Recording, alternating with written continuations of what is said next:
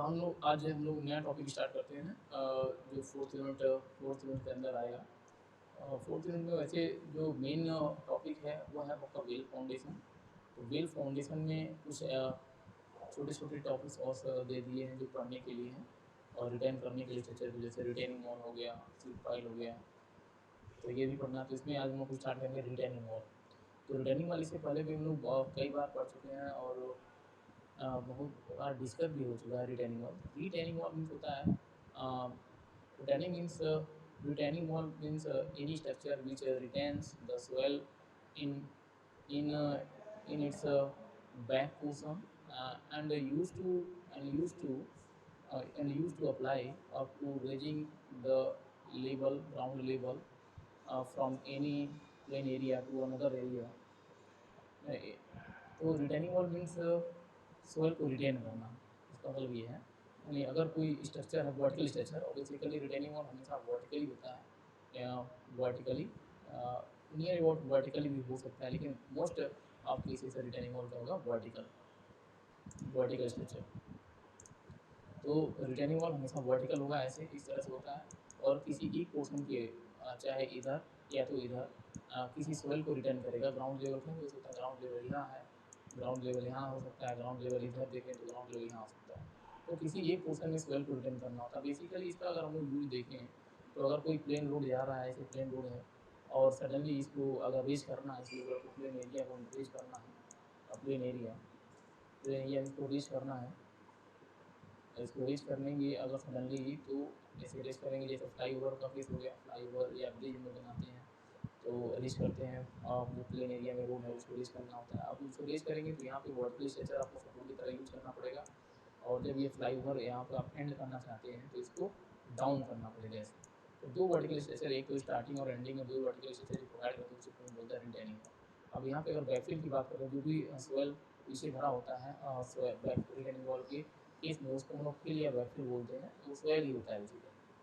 तो अगर यहाँ पे देखें जो स्टार्टिंग हो रहा है तो इस पर लेफ्ट साइड में बैकफिल होगा, यहाँ पे बैकफिल होगा। अगर डाउन, जहाँ पे रोड डाउन हो रहा है या एंड हो रहा है, अब वहाँ पे अगर देखेंगे जो बैकफिल होगा वो राइट साइड आएगा। तो ये depends on position of retaining wall for the manufacturing of structures such as the flyover, bridges, dam. तो ये इस पर डिपेंड करेगा। तो बैकफिल बेसिकली अब हम अगर ये फ्लाईओवर का केस देख रहे हैं तो फ्लाईओवर ये रीच करना था, ये रोड मेन रोड हमारा आ रहा था, ये हो सकता है स्टेट लाइफ हाईवे हो या नेशनल हाईवे हो, कोई भी रोड है मेन रोड की तरह जो है इन यूज़ कर रहे थे। अब इसको सडनली रेज करना था फ्लाईओवर। अब फ्लाईओवर देने की ज़रूरत ये थी क्योंकि अगर इसको क्रॉस कोई रोड पास करा रहे हैं, क्रॉस रोड हो गया, रेलवे हो गया, कोई नेचुरल स्ट्रीम्स हो गया, कैनाल रिवर हो गया, तो ये आपको करना पड़ेगा, इसको रेज करना पड़ेगा। तो इसके लिए हम लोग ये बनाते हैं, रिटर्निंग वॉल देना पड़ता है।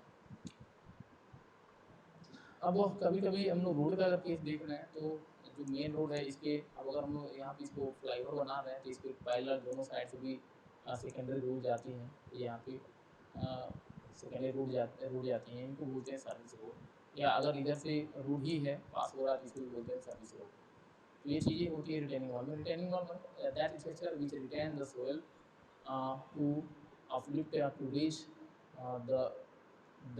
the initial road level to uplift at some under depth.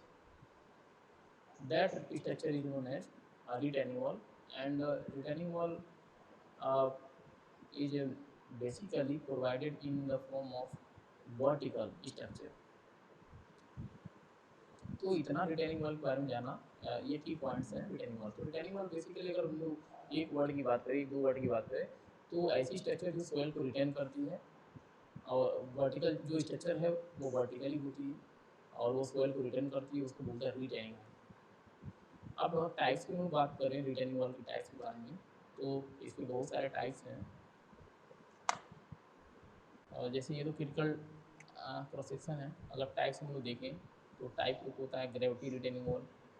Gravity retaining wall, gravity में क्या होता है कि टेपर्ड शेप में बना होता है, इस तरह से टेपर्ड होता है, टेपर्ड से।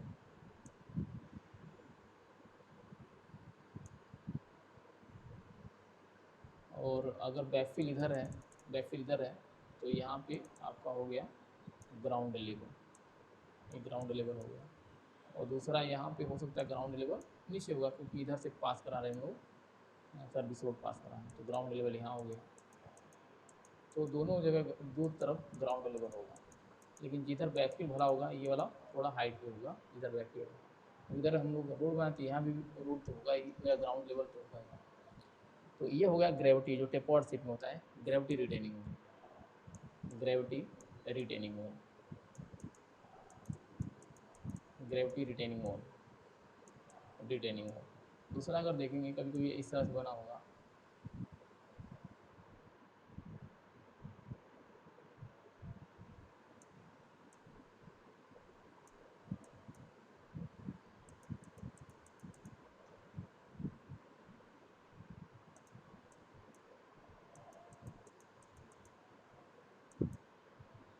तो इसको बोलते हैं T shape retaining wall, T shape, T shape retaining wall. एक ऐसे भी होगा,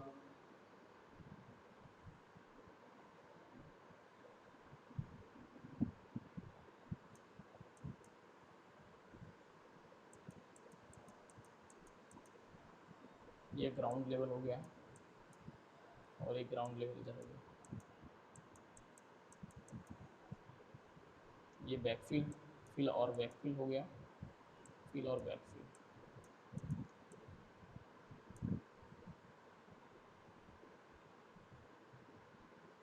तो ये हो गया L shape retaining wall, L shape retaining wall, retaining wall.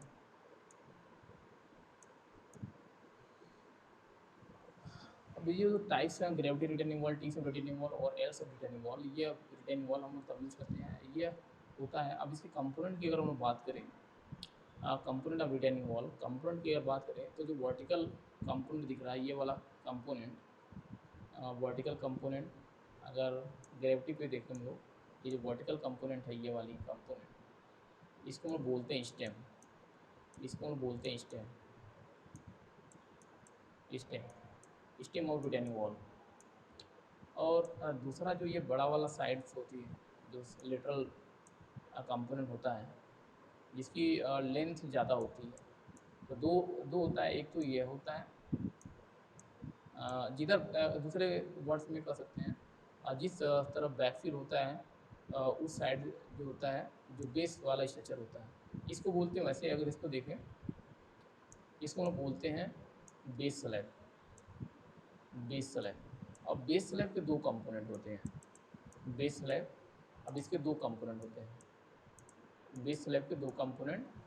जिस साइड बैकफिल होता है उसको बोलते हैं हिल, जिस साइड बैकफिल होगा उसको बोलेंगे हिल, हिल। और जो अपोजिट साइड वाला कंपोनेंट होता है उसको बोलते हैं टू, उसको बोलना है टू, ठीक है। तो ये कंपोनेंट है, component of retaining wall, stem, heel, toe, base slab, ये सारे होते हैं component of retaining wall, component of retaining wall.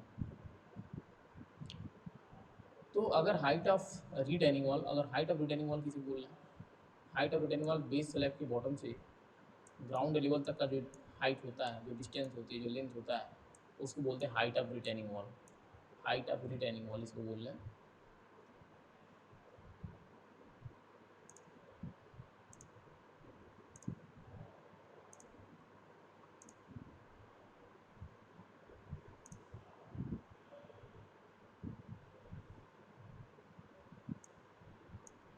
और ग्रेविटी रिटेनिंग वॉल का एग्जांपल लेके चलना है हम लोग, ये हो गया ग्रेविटी रिटेनिंग वॉल, और ये ग्राउंड लेवल, ये ग्राउंड लेवल, ग्राउंड लेवल, और ये बैकफिल, बैकफिल, बैकफिल। और यहाँ दूसरे साइड में भी यहाँ पे कहीं होगा ग्राउंड लेवल, और इधर से सर्विस रोड जाएगा, तो ये स्टेम हो गया, ये टो हो गया, ये हिल हो गया, और इसको बोलते हैं बेस स्लैब। अब बेस स्लैब के जो बॉटम से ग्राउंड लेवल तक का जो डिस्टेंस होता है उसको बोलते हैं हाइट ऑफ रिटेनिंग वॉल। तो ये होता है हाइट ऑफ रिटेनिंग वॉल। और यहाँ बेस स्लैब के टॉप से ग्राउंड लेवल तक का डिस्टेंस होता है, इसको बोलते हैं हाइट ऑफ बैकफील्ड। तो इसको एस से स्मॉल एस से डिनोट करते हैं, इसको कैपिटल एस से डिनोट करते हैं। तो capital S equal to height of retaining wall, height of retaining wall, height of retaining wall,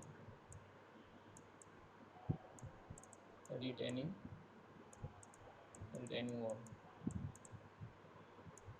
retaining wall.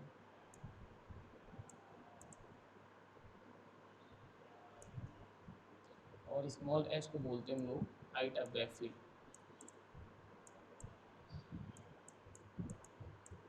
Height of backfield.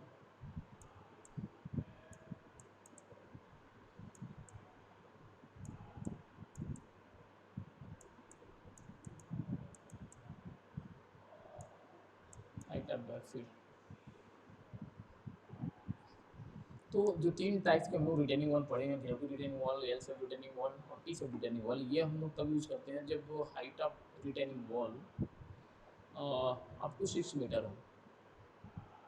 तो gravity, T shaped and L shape retaining wall use when height of retaining wall is up to 6 meter depth or height. When height of retaining wall is greater than 6 meter, then this type of retaining wall is not used. At that place, and another retaining wall is used to uh, retain the soil mass, is known as counter foot retaining wall. तो अगर तीनों shape के retaining wall के हम लोग shape देखें, चाहे gravity हो, चाहे एल शेप हो, चाहे टी शेप हो रिटेनिंग वॉल, हर केस में अगर तीनों कंपोनेंट देखें, हम लोग टी शेप भी बहुत ज़्यादा यूज़ करते हैं, टी शेप रिटेनिंग वॉल। तो ये हो गया टी शेप अगर रिटेनिंग वॉल हो, और ये आपका ग्राउंड लेवल हो गया, और यहाँ पे बैकफिल है। तो ये हिल हो गया, ये हिल, और ये हमारा टो है। तो दूसरा जो फोर्स है, अगर हम लोग नेक्स्ट टॉपिक इसमें देखें, force acting on retaining wall, तो अभी हम लोग पढ़ रहे हैं force acting on retaining wall. ये देख लेते हैं force acting on retaining wall. तो force acting on retaining wall अगर देखेंगे तो एक ग्राउंड लेवल इधर ही होता है, ग्राउंड लेवल इधर है। तो मेजर जो फोर्स लगता है वो बैकफिल का, मेजर जो फोर्स लगेगा वो बैकफिल का, यहाँ पे बैकफिल होगा। और बैकफिल जो सॉयल है वो लेटरल डायरेक्शन में फोर्स लगाता है, जिसको बोलते हैं अर्थ प्रेशर। और अर्थ प्रेशर का डिस्ट्रीब्यूशन डायग्राम भी हम लोग देखे थे, इस तरह से डिस्ट्रीब्यूशन डायग्राम है। एंड जैसे जैसे डेप्थ की वैल्यू बढ़ाएंगे, हाइट की वैल्यू, रिटेनिंग वॉल की बढ़ाएंगे, उसके वैसे वैसे प्रेशर की वैल्यू बढ़ती जाएगी।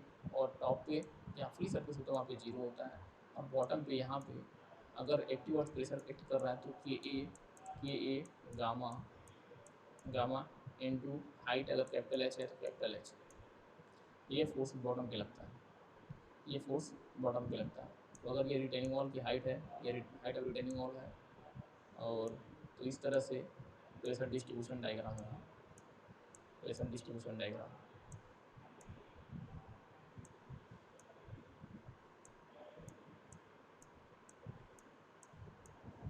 तो यहाँ पे जीरो होता है, और अगर एक्टिव अर्थ प्रेशर है तो अर्थ प्रेशर कोफिशिएंट यहाँ पे होगा। अब ये डिपेंड करता है कि कौन सा एक्टिव अर्थ प्रेशर, कौन सा अर्थ प्रेशर एक्ट कर रहा है, एक्टिव है पैसिव है, तो उसके अकॉर्डिंग ए और पी हो जाता है।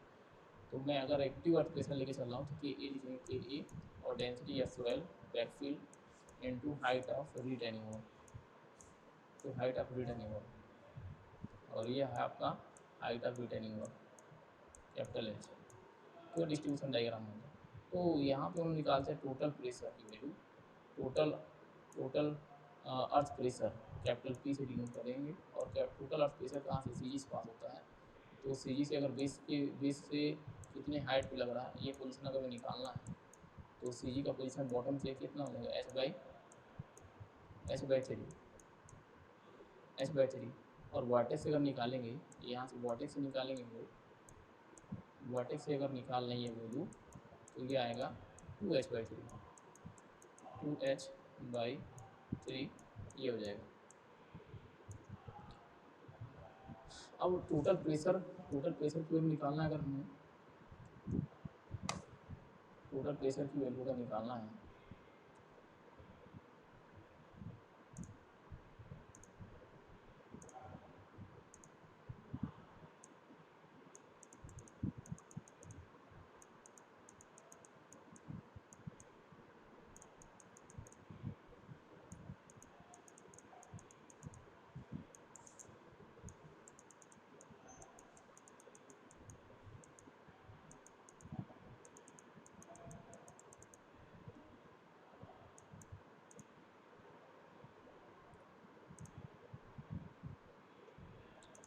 टोटल प्रेशर की वैल्यू अगर हम यहाँ से निकालें तो टोटल प्रेशर निकालने के लिए हम क्या करते हैं, जो ट्रायंगुलर सेट में डिस्ट्रीब्यूशन डायग्राम है उसका एरिया, तो P is to half base into height. तो बेस कितना है, तो क्यों हम क्या अर्थ प्रेशर कोफिशिएंट लिख चल रहे हैं कि ए या के पी नहीं लिख रहे हैं, तो के लिख दिए, के गामा एच बेस ये है और बेस इंटू हाइट एच। तो इसको सॉल्व करेंगे तो आ जाएगा हाफ के गामा एच स्क्वायर।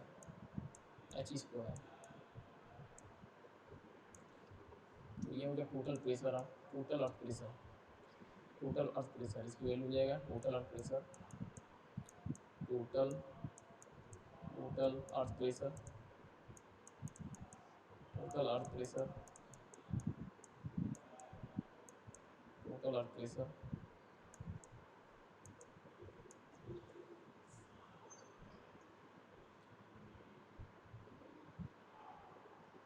तो सबसे जो मेन फोर्स होता है external force on retaining wall वो है हमारा बैकफिल का प्रेशर, इसको बोला है अर्थ प्रेशर। तो यहाँ पे अगर देखेंगे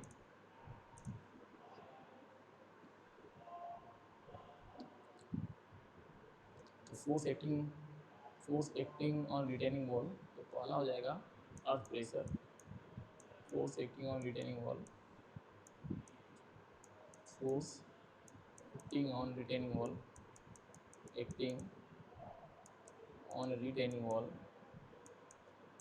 वॉल फर्स्ट हो गया हमारा अर्थ प्रेशर।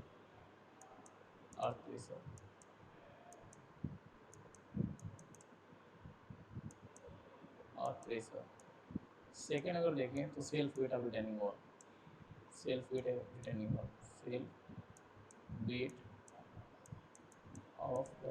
वॉल। थर्ड अगर फोर्स देखेंगे, थर्ड फोर्स हो जाएगा self weight of backfill,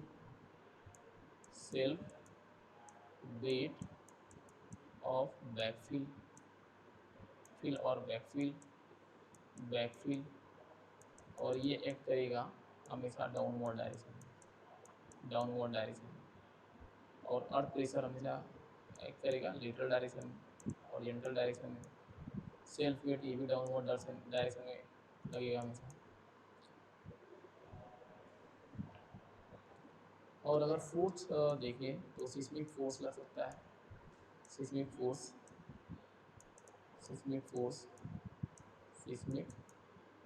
force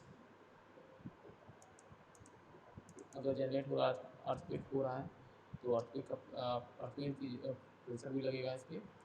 और नीचे जो सोयल भरा है रिटेनिंग वॉल के बेस स्लैब के नीचे, ये क्या लगाएगा वर्टिकल डायरेक्शन में रजिस्टिंग फोर्स रिएक्शन लगाएगा, तो इसको हम बोल रहे हैं अपलिफ्ट अर्थ प्रेशर। तो अगर फिफ्थ देखें, uplift earth pressure in vertical direction, in upward direction. तो ये सारे फोर्स हैं जो एक्ट करते हैं रिटेनिंग वॉल के ऊपर। अब अगर हम फोर्स के अलावा अगर सिंगल हर एक कंपोनेंट को हम देखें फोर्स एक्ट कैसे हो रहा है, तो बहुत ही इम्पोर्टेंट रिजल्ट सामने आता है। और रिजल्ट ये है, जैसे हमारा अगर स्टेम देखें तो स्टेम के ऊपर अर्थ प्रेशर का जो है अर्थ प्रेशर लगता है इस तरह से लेटर डायरेक्शन, और इसको रोकने के लिए कोई दूसरे डायरेक्शन का अपोजिट डायरेक्शन में कोई फोर्स नहीं है, केवल सेल्फ वेट है। और यहाँ पे ये फ्री होता है, यहाँ पे फ्री है, और यहाँ पे ये फिक्स है। तो अगर स्टेम के अंदर देखें तो ये कांटिलीवर बीम की तरह बिहेव करता है, और इस तरह से बेंडिंग होता है कांटिलीवर बीम की तरह।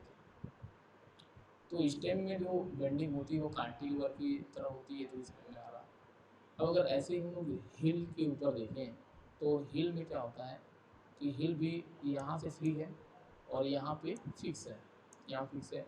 अब इसके फोर्स की बात करें तो एक तो सेल्फ वेट आएगा इसका बैकफिल का ऐसे डाउनवर्ड डायरेक्शन में, और दूसरा अपलिफ्ट प्रेशर आएगा, अपलिफ्ट प्रेशर अपवर्ड डायरेक्शन में, और तीसरा फोर्स यहाँ पे बेस स्लैब का सेल्फ वेट, ये भी नीचे की डायरेक्शन है, ये भी डाउनवर्ड डायरेक्शन है सेल्फ वेट। अब ये दोनों वैल्यू हम लोग अलग अलग, जो डाउनवर्ड डायरेक्शन में फोर्स लग रहा है हिल के ऊपर और जो अपवर्ड डायरेक्शन में फोर्स लग रहा है हिल के ऊपर, ये दोनों वैल्यू हम लोग निकालते हैं और कंपेयर करते हैं कि किसकी मैग्नीट्यूड ज़्यादा है। तो यहाँ से हमें पता चलता है कि जो अपवर्ड डायरेक्शन में फोर्स लग रहा है वो उसकी वैल्यू मैग्नीट्यूड ज़्यादा है कि जो डाउनवर्ड डायरेक्शन में फोर्स लग रहा है उसकी मैग्नीट्यूड ज़्यादा है। तो उस मैग्नीट्यूड के बेसिस पे, अब मैग्नीट्यूड के बेसिस पे हम लोग ये जस्टिफाई करते हैं कि जो हिल है, अब हिल भी एज ए कांटिलीवर की तरह बिहेव कर रहा है, तो हिल में बेंडिंग किस तरह से होगी। अगर अगर जो टोटल फोर्स है अपवर्ड फोर्स है उसकी ज़्यादा, उसकी मैग्नीट्यूड ज़्यादा है, डाउनवर्ड डायरेक्शन में अगर ज़्यादा है, तो अगर हम लोग हिल की बात करें तो हिल, ये हमारा हिल है, और उसमें डाउनवर्ड डायरेक्शन में जो फोर्स है वो उसकी वैल्यू मैग्नीट्यूड ज़्यादा है जो अपवर्ड डायरेक्शन में लग रहा है, तो उसकी बेंडिंग ऐसे होगी, इस तरह से होगी। ऐसे ही सेम अगर हम लोग टो की बात करें तो टो में यहाँ पे जो होता है, जो सेल्फ वेट है डाउनवर्ड डायरेक्शन में, इसकी मैग्नीट्यूड कम होती है क्योंकि यहाँ पे ग्राउंड में बहुत नीचे ही होता है, तो ज़्यादा बैकफिल नहीं होता है, और इसका जो अपलिफ्ट प्रेशर अर्थ अपवर्ड डायरेक्शन में जिसकी जो मैग्नीट्यूड होती है वो ज़्यादा होती है। तो टो भी हमारा एक एंड से फ्री होता है और यहाँ पे फिक्स होगा, तो इसमें बेंडिंग कांटिलीवर की तरह इस तरह से होता है। इसका मतलब यह है कि अगर हम लोग ग्रेविटी रिटेनिंग वॉल या टी सेप या एल सेप रिटेनिंग वॉल अगर होंगे तो इनको हम लोग ये दूसरा नाम बोल सकते हैं, this retaining wall is also known as cantilever retaining wall. This retaining wall is also known as cantilever retaining wall. अब कांटिलीवर क्यों बोल रहे हैं, क्योंकि इसमें हर एक कंपोनेंट के अंदर कांटिलीवर एक्शन हो रहा है, हर एक कंपोनेंट के अंदर कांटिलीवर एक्शन हो रहा है, इसलिए हम उसे बोल रहे हैं अब कांटिलीवर रिटेनिंग वॉल। अब अगर स्टेम में अगर देखें, स्टेम में बेंडिंग बहुत ज़्यादा होती है क्योंकि अर्थ प्रेशर की वैल्यू मैं बताया कि सबसे मेन जो फोर्स होता है एक्सटर्नल फोर्स वो अर्थ प्रेशर होता है लेटरल डायरेक्शन में, लेटरल डायरेक्शन जो स्टेम के ऊपर लगता है वो उस मैग्नीट्यूड ज़्यादा होती है। अब अगर स्टेम की बेंडिंग बहुत ज़्यादा आ रही है स्टेम के अंदर, तो इसको रजिस्ट करने के लिए इसका मतलब ये है, इसके कारण जो बेंडिंग मोमेंट आ रहा है उसको रजिस्ट कराना है, तो या तो स्टेम में जो हम लोग बना रहे हैं आरसीसी का, अगर बना रहे हैं आरसीसी मटेरियल को बना रहे हैं तो उसमें रेनफोर्समेंट प्रोवाइड करेंगे, तो रेनफोर्समेंट की डाया ज़्यादा रखनी पड़ेगी। और दूसरा ये है कि इसको रजिस्ट कराना है तो एक ही तरीका है कि आपको क्रॉस सेक्शन एरिया, जो स्टेम की क्रॉस सेक्शनल एरिया है उसकी वैल्यू ज़्यादा बढ़ानी पड़ेगी। और इकोनॉमिकल डिज़ाइन करने के लिए डिज़ाइन करना है तो आप क्रॉस सेक्शन को कम ही रखेंगे, डाया को कम ही रखेंगे, ताकि इससे क्या हो एक्सपेंडिचर कम हो। और एक्सपेंडिचर को कम करने के लिए हम क्या करते हैं कि स्टेम के अंदर जो लेटरल अर्थ प्रेशर के कारण बेंडिंग आ रहा है, मैक्सिमम बेंडिंग आ रहा है, वो कम से कम है, तो इसको हम लोग क्या करते हैं, इसमें बहुत सारे स्ट्रट हम लोग लगा देते हैं, इस तरह से बहुत सारे स्ट्रक्चर बना देते हैं। तो अगर ये तो अभी एलिवेशन डायग्राम था, ये हाइट है, अगर इस लेंथ के अलाउंग यानी अगर 10 मीटर लेंथ तक है, अंदर की तरफ लेंथ है, कोई लेंथ होगी, तो अगर इस स्टेम है, वो स्टेम बना होगा, ऐसे स्टेम बना होगा, ऐसे स्टेम बना होगा, इस तरह स्टेम बना होगा। अब इसमें करते क्या है कि स्टेम को हम लोग एक इंक्लाइन डायरेक्शन में स्ट्रट प्रोवाइड कर देते हैं, सपोर्ट प्रोवाइड कर देते हैं, जिससे क्या होता है बेंडिंग को रजिस्ट करते हैं। ये स्ट्रट क्या करता है, जो स्टेम है उसके अंदर जो बेंडिंग मोमेंट आता है, जो बेंडिंग क्रिएट होता है उसको रजिस्ट करता है, उसको कम करता है, उसको रजिस्ट करता है, ये होता है ये स्टेप। और यहाँ पे रिटर्निंग वॉल के केस में इसको जो इंक्लाइन डायरेक्शन में जो हम लोग कंपोनेंट या स्ट्रक्चर यूज कर रहे हैं, बेंडिंग मोमेंट, जो स्टेम के अंदर बेंडिंग मोमेंट आ रहा है उसको रजिस्ट करने के लिए, उसको हम बोलते हैं काउंटर फोर्स, उसको हम बोलते हैं काउंटर काउंटर फोर्स।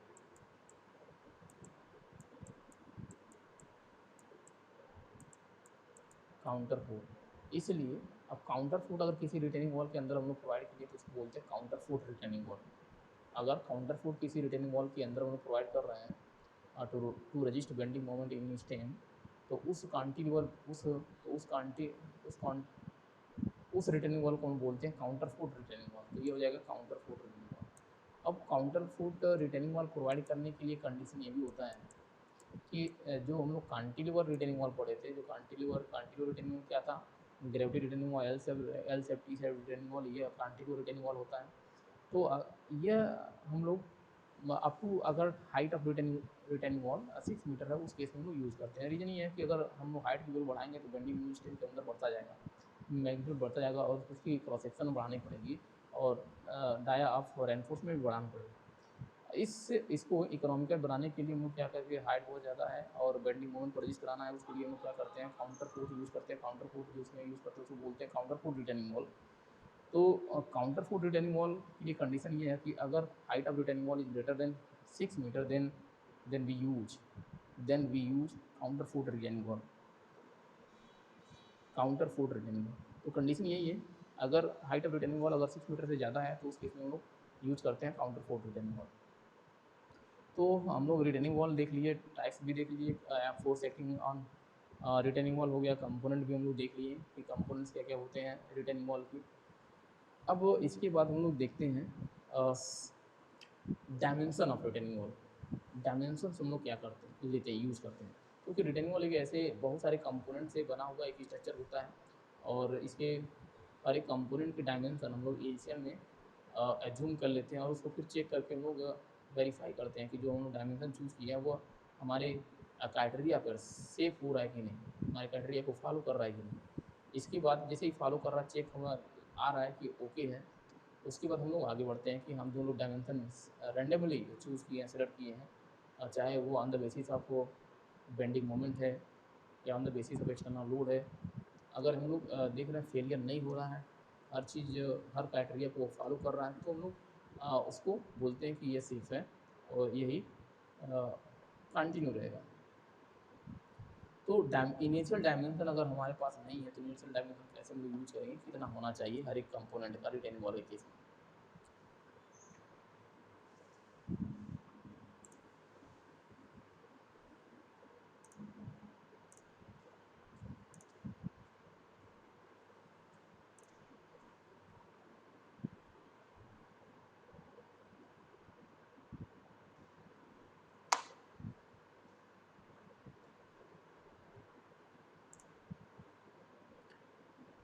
तो इस वाले स्लाइड में अगर देखेंगे तो इसमें डिफरेंट फोर्सेस या कंपोनेंट यहाँ दिखाया गया, टिपिकल एग्जांपल्स है रिटेनिंग वॉल का। तो ये ग्राउंड लेवल हो गया, अपर ग्राउंड लेवल, जिधर बैकफील्ड भरा होगा था उधर ऊपर होगा ग्राउंड लेवल, और ये लोअर है जिधर बैकफील्ड है, जिधर कोई जिस पर्पज से हम लोग बनाए हैं, या तो रेलवे जा रहा होगा या तो कैनाल पास हो रहा होगा, तो लोअर ग्राउंड लेवल ये हो गया। अब ये है, अगर एक्टिव अर्थ प्रेशर है तो ये मोमेंट दिखाया कि रिटेनिंग वॉल किधर मूव करेगा, तो एक्टिव अर्थ प्रेशर है तो इधर मूव करेगा। एक्टिव अर्थ प्रेशर यहाँ दिखाया भी है कि एक्टिव अर्थ प्रेशर लग रहा है। हाइड्रोलिक यहाँ पे हाइड्रोस्टैटिक प्रेशर भी दिखाया है। तो यहाँ पे होता क्या है, कभी कभी जो यहाँ बैकफील्ड है वह रेनी सीजन के अंदर कभी कभी इसके अंदर वाटर सीप करके अंदर आ जाते हैं। तो वाटर से हम लोग पहली बात तो बैकफील्ड को वाटर बैकफील्ड के अंदर वाटर नहीं जाने देंगे, उसको पूरे कम्प्लीटली प्रिवेंट करते हैं, रजिस्ट कराते हैं। रीज़न ये है कि अगर वाटर इसके अंदर बैकफील्ड के अंदर चला जाएगा तो वाटर की भी ये टेंडेंसी होती है, जैसे सोयल किसी वर्टिकल स्ट्रक्चर के ऊपर लेटर डायरेक्शन में प्रेशर लगाता है, उसी तरह से वाटर भी लेटर डायरेक्शन में प्रेशर लगाता है उस स्ट्रक्चर के ऊपर। अब जो हम लोग स्टेम की डिजाइनिंग किए हैं, जो रिटेनिंग वॉल की डिजाइनिंग की है, वो on the basis of basis of total earth pressure की बेसिस की है, ना कि वाटर को इंक्लूड करके, क्योंकि वाटर के लिए तो हम लोग डिजाइन नहीं किए, हम लोग तो केवल सोयल बैकफिल के लिए केवल सोयल भरे हैं, उसमें वाटर नहीं था।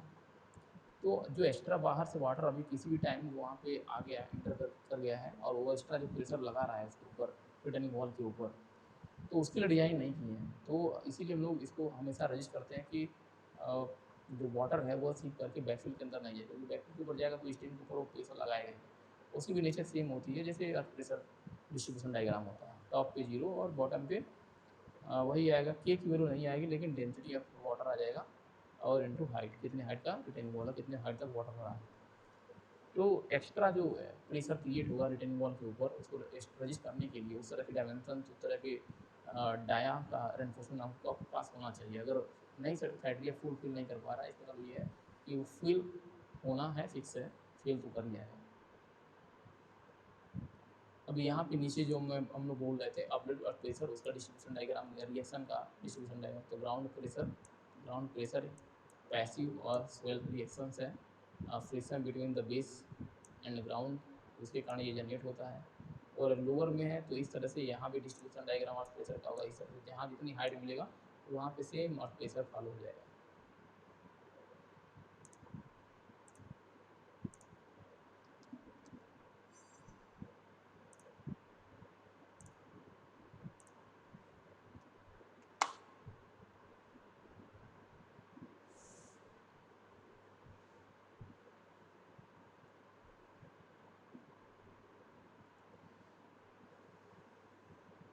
कांटिलीवर वॉल, यहाँ पे वही इकोनॉमिकल हाइट कितना होना चाहिए। कांटिलीवर रिटेनिंग वॉल के हो रहा था कि 6 मीटर से नीचे है। कांटिलीवर रिटेनिंग वॉल के अंदर आता है आपका ग्रेविटी रिटेनिंग वॉल हो गया, टी शेप, बेल शेप, ये सब कांटिलीवर रिटेनिंग वॉल के अंदर आता है।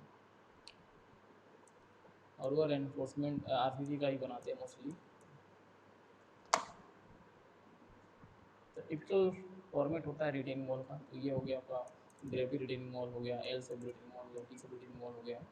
तो ये हील हो गया, ये स्टेम हो गया, बैकफिल हो गया, और ये टिपॉड शेप होता तो बेटर ये स्लोप दिया होगा यहाँ पे। और यहाँ पे होल, ड्रेनेज होल प्रोवाइड करते हैं जिसको बोलते हैं हम लोग। अब ड्रेनेज होल इससे प्रोवाइड करते हैं, जो बैकफिल के अंदर वाटर आ जाता है उसको हम लोग क्या कर बाहर निकालते हैं। बाहर नहीं निकालेंगे तो एक्स्ट्रा प्रेशर लगे रहेगा। इस ड्रेनेज होल को यहाँ पे बोलते हैं रिटेनिंग वॉल केस में big hole, big hole,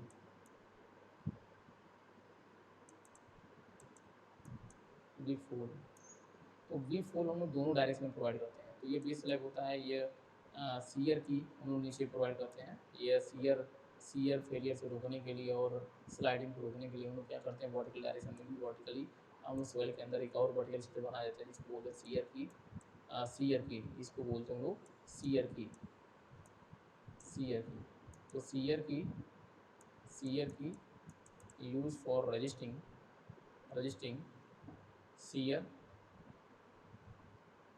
shear और resisting sliding of retaining wall. तो दो बेसिक रीजन होता है एक्वायर करने का।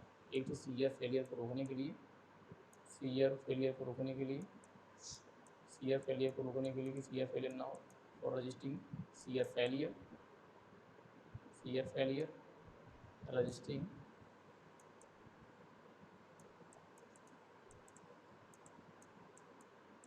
Resisting first shear failure and second sliding of retaining wall, sliding of retaining wall.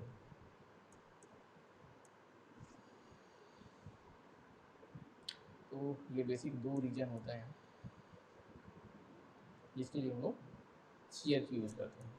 तो मैं बताया कि अगर बैकफिल के अंदर सीप करके वाटर चला गया है तो वो एक्स्ट्रा प्रेशर लगाने में लगेगा स्टेम के ऊपर, और इसके लिए आपको स्टेम की जो प्रेसेशन है वो बढ़ानी पड़ेगी, और जो रेनफोर्समेंट है ड्राई बढ़ानी पड़ेगी। तो ये एक्स्ट्रा एक्सपेंडिचर से बचने के लिए हम क्या करते हैं, जो वाटर सीप करके बैकफिल के अंदर चला गया उस वाटर को हम लोग क्या करते हैं, बाहर एक्सपेल आउट करते हैं। और उसके लिए हम लोग को होल चाहिए, तो उस होल को बोलते हैं वी होल। और होल जो हम प्रोवाइड करेंगे ये दो डायरेक्शन में करेंगे, एक तो along the length of retaining wall और दूसरा along the height of retaining wall. तो अलॉन्ग द हाइट जो हम रिटेनिंग वॉल यूज़ करते हैं वो 5 मीटर पे करते हैं, सेंटर स्पेसिंग ऑफ वी फोल along in vertical direction is 5 meter, and center spacing of leaf hole along the length of retaining wall is 10 metre. तो ये हम लोग याद रखेंगे, 5 मीटर और 10 मीटर पे लीफ होल बनाए रहते हैं। और ये जनरली हम लोग जब भी रिटेनिंग वॉल को कभी विजिट करें तो हम लोग को दिखाई भी देता है कि बहुत सारे होल्स बने होते हैं। अब कभी कभी क्योंकि ये हैवी कंक्रीटिंग स्ट्रक्चर होता है, इसलिए यहाँ पे एक्सपेंशन और कॉन्ट्रैक्शन की जो पॉसिबिलिटी होती है बहुत ज़्यादा होती है। तो जब भी हैवी स्ट्रक्चर हम लोग बनाते हैं वहाँ पे जॉइंट्स, जो एक्सपेंशन जॉइंट को प्रोवाइड करना पड़ता है, तो यहाँ भी हम लोग एक्सपेंशन जॉइंट प्रोवाइड करते हैं। तो एक्सपेंशन जॉइंट दो डायरेक्शन में प्रोवाइड करेंगे, एक तो अलॉन्ग द हाइट, दूसरा अलॉन्ग द लेंथ।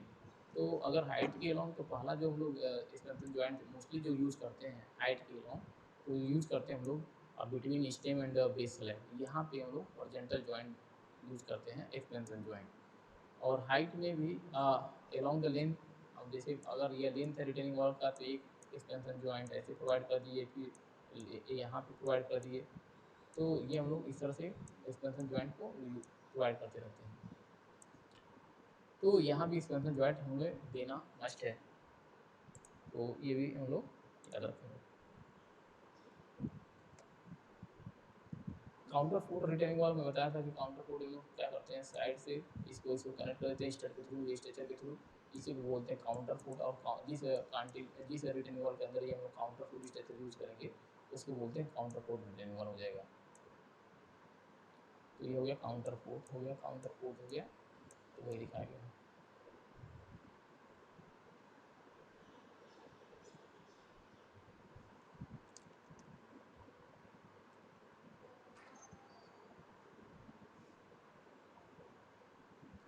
तो डायमेंशन की, अब इसके बाद हम लोग पढ़ेंगे डायमेंशन ऑफ रिटेनिंग वॉल। तो डायमेंशन ऑफ रिटेनिंग वॉल, एक अगर ग्रेविटी रिटेनिंग वॉल हम लोग लेके चल रहे हैं, तो ये ग्रेविटी रिटेनिंग वॉल है, और ये आपका 2 हो गया,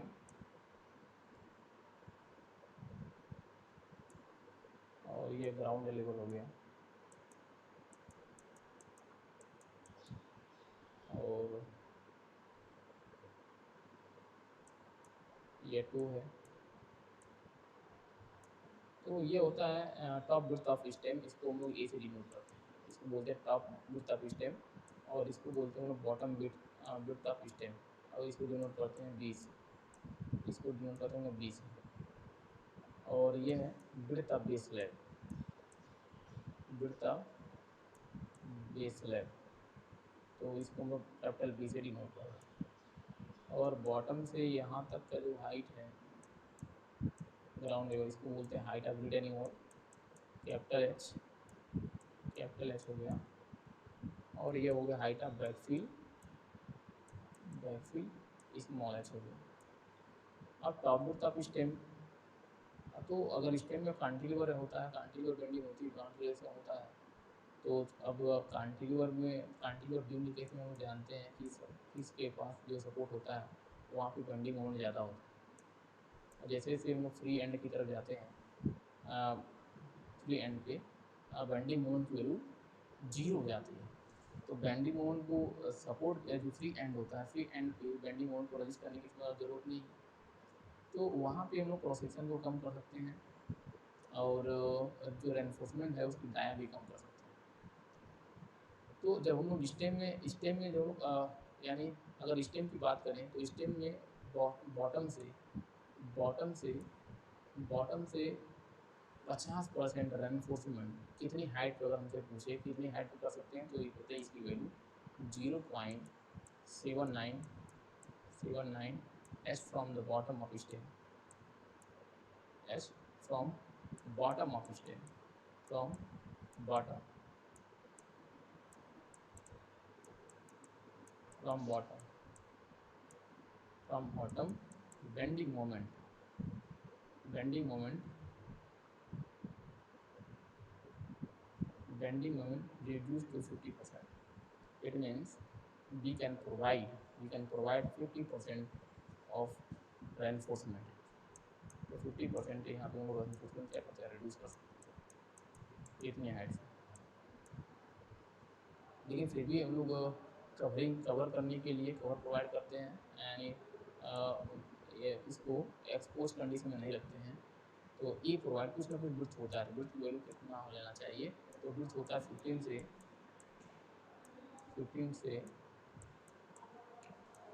30 सेंटीमीटर, 30 सेंटीमीटर होना चाहिए, not less then, not less then 10 centimetre, 10 centimetre से कम नहीं होना चाहिए, 10 सेंटीमीटर से कम नहीं होना चाहिए, तो 15 से 30 सेंटीमीटर होना चाहिए एक की value top breadth of stem, 10 centimetre से कम नहीं होना चाहिए, इससे कम प्रोवाइड नहीं कर सकते।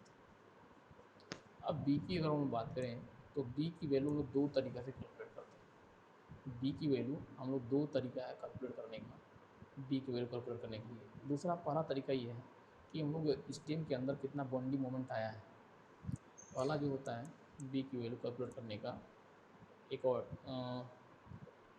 अकॉर्डिंग टू, यहाँ पे according to bending moment, bending moment in stem,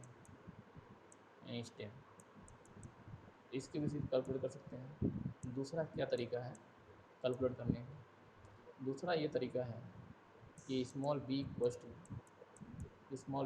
to 4 centimetre, 4 centimetre पर metre height of retaining wall, पर metre height of retaining wall, यानी अगर 1 मीटर हाइट है रिटेनिंग वॉल का तो उस केस में अब बी रखेंगे 4 सेंटीमीटर और जैसे जैसे वैल्यू बढ़ाएंगे उसमें मल्टीप्लाई कर देंगे प्लस ए, और उसमें ए ऐड कर देंगे टॉप ब्रिथ ऑफ स्टेम। तो ये दूसरा तरीका होता है ब्रिथ निकालने का, बॉटम ब्रिथ निकालने का दूसरा मेथड होता है on the basis of top breadth of stem.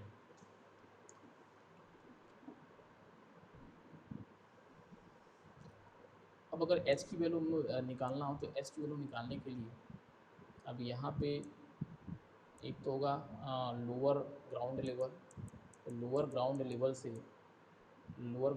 से बॉटम ब्रिथ तक जो बेस स्लैब का बॉटम ब्रिथ होगा, बॉटम लाइन होगा, वहाँ तक का जो डेप्थ होता है उसको डेप्थ ऑफ फाउंडेशन।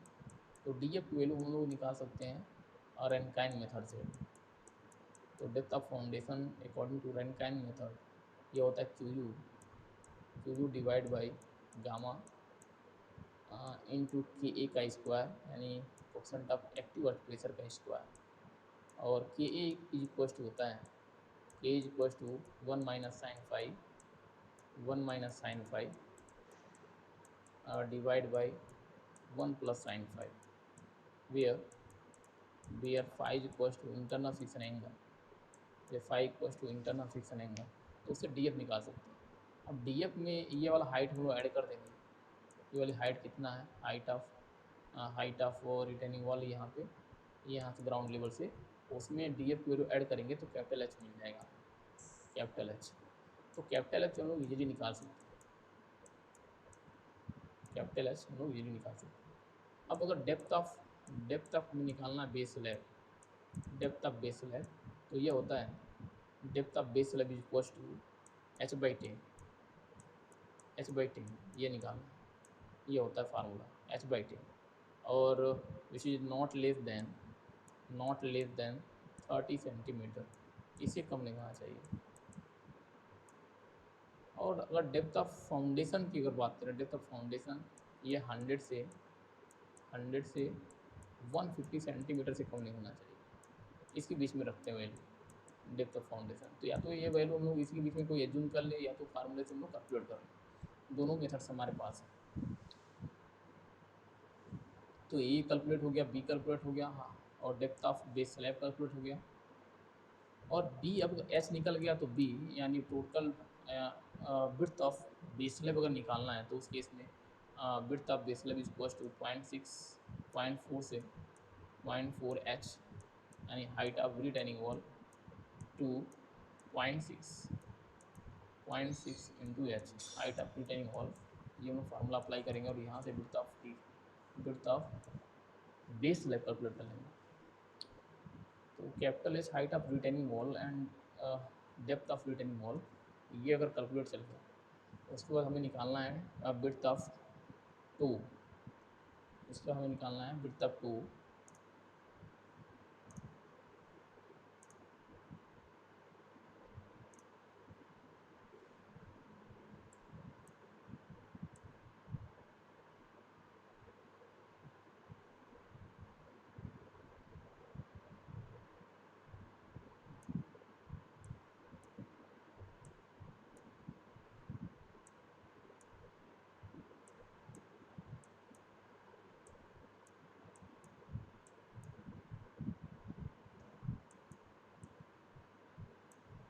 तो ये हो जाएगा, ये होता है B by 4 to width of base slab by 4 to B by three ये फार्मूला होता है विड्थ ऑफ टू निकालने का। अब विड्थ ऑफ फिल निकल जाएगा यहाँ से, width of fill equals to width of fill width of fill fill equals to capital B width of base slab minus width of width of to to minus small B क्या है, bottom width, bottom bottom width of bottom width of bottom width of stem. तो यहाँ से निकल जाएगा width of fill, तो ये भी निकल गया। तो ये वैल्यू कितना आना चाहिए ये पता चल गया, आप ये वैल्यू कितना होना चाहिए पता चल गया, इसकी थिकनेस या डेप्थ कितना होना चाहिए ये भी पता चल गया। टॉप विड्थ ऑफ स्टेम ये भी कैलकुलेट हो गया, बॉटम विड्थ ऑफ स्टेम ये भी कैलकुलेट हो गया। तो इससे हम लोग इस फार्मूले से या ये जो भी एजेंशन है इसको बेसिस पे हम लोग dimension of returning wall calculate कर सकते हैं। अब अगर फोर्स की हम लोग देखें, फोर्स जब भी हम लोग डिजाइनिंग करते हैं तो फोर्स इसमें सेल्फ वेट इस पर डाउनवर्ड डायरेक्शन में लगेगा, टोटल वेट ऑफ रिटर्निंग वाले सेल्फ वेट, और अर्थ प्रेशर हमारा सी जी से पास होगा, ऐसे लगेगा P, total weight of total pressure earth pressure P. तो हम लोग पढ़े थे जब भी कोई दो फोर्स किसी एंगल पे लगे हों, किसी एंगल पे लगे हैं तो वो दोनों फोर्स एक्ट नहीं करते हैं, उनका जो रिजल्टेंट है वो वह एक्ट करने लगता है। तो इसका रिजल्टेंट जो आर आएगा, तो आर यहाँ से निकालेंगे, आर इक्वल्स टू तो अंडर रूट आर की वैल्यू हो जाएगा under root W square plus P square plus 2 WP into cos theta, इसकी वैल्यू आ जाएगी। तो जो डायरेक्शन है आर का, जो डायरेक्शन है वो हमेशा बेस जो स्टेम है उस स्टेम के बेस से पास होना चाहिए, बेस स्टेम के बेस से पास होना चाहिए। या यहाँ पे अगर ई के इसेंट्रिसिटी की वैल्यू हम निकालें, ये आपका सेंट्रोइडल एक्सिस है, सेंट्रोइडल एक्सिस से ई की पोजीशन इसेंट्रिसिटी की वैल्यू अगर हम निकाल रहे हैं तो यह लेस देन इक्वल्स टू होना चाहिए B by bottom width of stem divide by 6, इससे कम होना चाहिए, इससे ज़्यादा नहीं होना चाहिए। अगर ये फॉलो हो रहा है इसका मतलब ये है कि base at base of stem at base of stem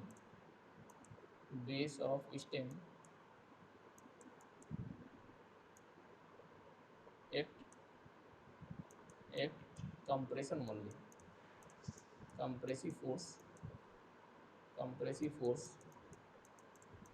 only.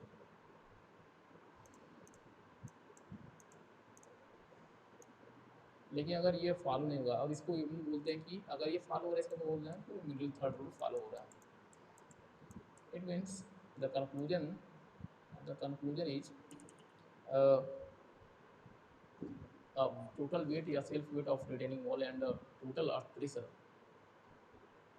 which creates the resultant R and the direction of R is along the base, and base should be followed always middle third rule middle third rule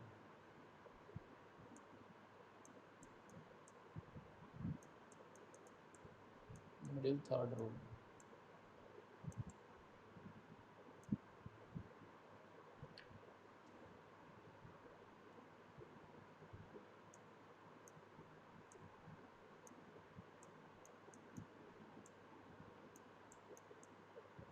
तो इसको exactly हम लोग base की board निकालेंगे तो 2E ये निकालते हैं तो ये थर्ड आता है, इसी बन गया है मिडिल थर्ड रूल।